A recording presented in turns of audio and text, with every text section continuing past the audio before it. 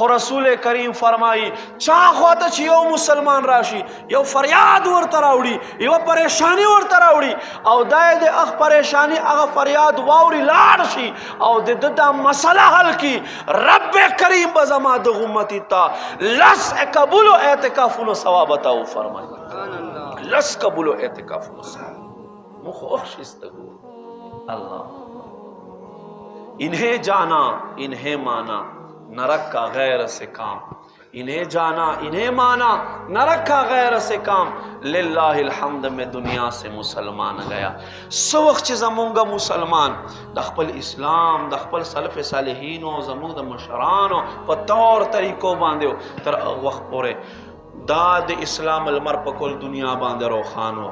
چې مسلمان خواهشاتو پسې شول مسلمانو خپل دین مطابقت پرې ښودلو مسلمانو خپل شریعت ته شا وګرځوله نو مسلمان